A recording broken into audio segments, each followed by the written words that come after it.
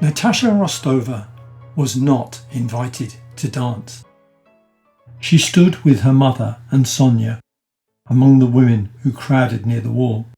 She gazed straight ahead, anticipating only two possible outcomes: joy or misery.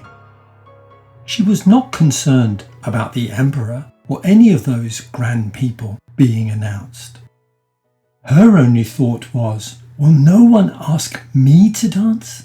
Will none of these men notice me? They must know how I long to dance, how splendidly I dance, and how they would enjoy dancing with me.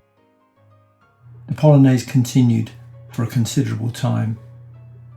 Natasha, the Countess, and Sonia were abandoned, standing by themselves amid that crowd of strangers. No one was interested in them. Prince Andrei passed by, seemingly not recognizing the Rostovas. Natasha felt humiliated. It was as if her family had come to the ball to talk amongst themselves.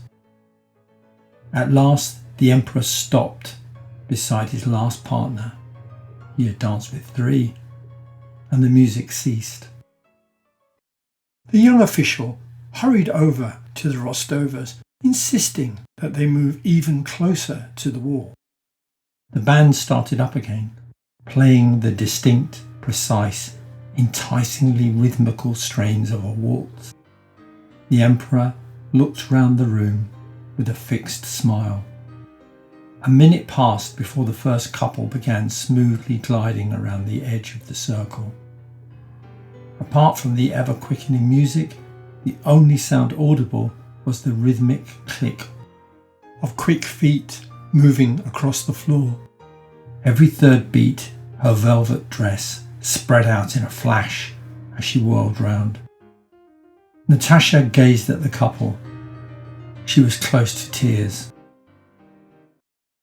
Prince Andrei Bolonsky wore the white uniform of a cavalry colonel, with stockings and dancing shoes. He stood in the front row, quite close to the Rostovas. Pierre caught Bolonsky by the arm. You love to dance, Andrei. So does my young friend, Natasha Rostova. Why don't you ask her? Where is she? Asked Bolonsky, his gaze following Pierre's. In that moment, he recognized Natasha, and his heart jumped. Wearing a faint smile, he approached Countess Rostova. Allow me to introduce you to my daughter, said the Countess. We are already acquainted, said Prince Andrei, with a low and courteous bow. Would you care to dance? The despairing, dejected expression on Natasha's face melted into a huge, childlike smile.